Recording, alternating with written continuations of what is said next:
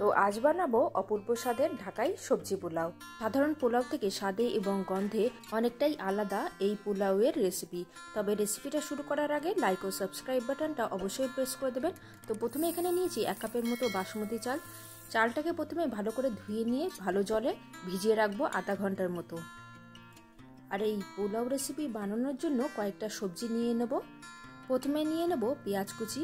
পেঁয়াজটাকে বেশি পাতলা করব না, ঠিক এরকমই রেখে দেবো। আর তারপরে নিয়ে নেব গাজর, ক্যাপসিকাম এবং বিনস। আর প্রত্যেক সবজি একই সাইজে কেটে নেওয়া হয়েছে।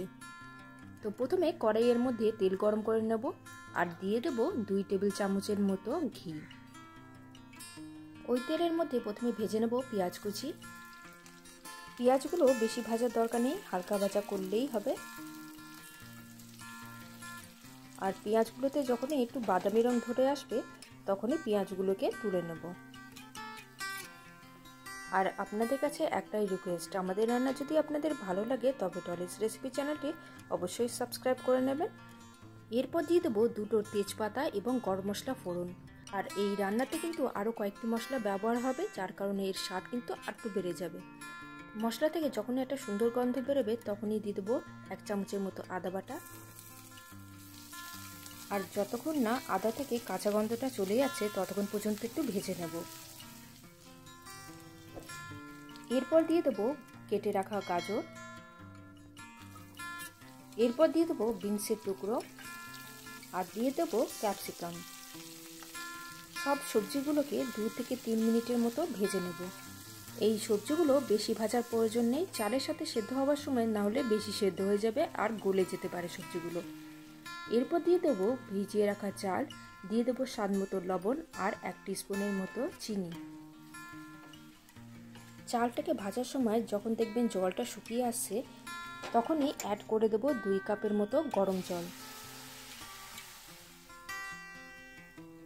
এরপর দিয়ে দেবো কিশমিশ। তবে বলে রাখি, চাল যদি নতুন হয় তাহলে কিন্তু 2 কাপ জলে হয়ে যেতে পারে। যেহেতু আমি যে চালটা নিয়েছি এটা পুরানো চাল, সেহেতু 1 কাপ জলের মতো আরও অ্যাড করেছি। আর এখানে সবজিগুলো থাকার জন্য আমাকে কিন্তু আরও হাফ কাপ জল আরও অ্যাড করেছি। টোটাল কিন্তু এখানে আমার 3.5 কাপের মতো জল লেগেছে। এরপর 4 থেকে 5 মিনিটের মতো ঢেকে চাল এবং সবজিগুলোকে সেদ্ধ করে নেব। আর দেখতেই পাচ্ছেন চালটা একেবারে সেদ্ধ হয়ে গেছে। আর যখন দেখতে পাবেন যে হালকা হালকা জল জল ভাব আছে তখনই দিয়ে দেবো ভেজে রাখা পেঁয়াজ আর দিয়ে দেবো কেশর মেশানো জল। কেশরটাকে আমি প্রথমে হালকাভাবে রোস্ট করে নিয়েছি, তারপর গুঁড়ো করে নিলে এত সুন্দর একটা রং আসবে। আর দিয়ে দেবো 1 টিস্পুনের মতো জয়িত্রী বাটা আর দিয়ে দেবো 2 টেবিল চামচের মতো গোলাপ জল। আর এই গোলাপ জল, জয়িত্রী বাটা, কেশর জলের জন্য এই পোলাওয়ের স্বাদ সাধারণ পোলাও থেকে অনেক বেশি সুস্বাদু ও গন্ধেও অপূর্ব হয়। আর 2 থেকে 3 মিনিটের মতো নেড়ে চেড়ে নিলেই একদম রেডি হয়ে যাবে ঢাকাই সবজি পোলাও। আর দেখতেই পাচ্ছেন কতটা ঝরঝরে হয়েছে। পোলাওটা যখনই ঠান্ডা হয়ে যাবে ঠিক এরকমই দেখতে লাগবে। গরম গরম আলুর দমের সঙ্গে পরিবেশন করুন এই ঢাকাই সবজি পোলাও।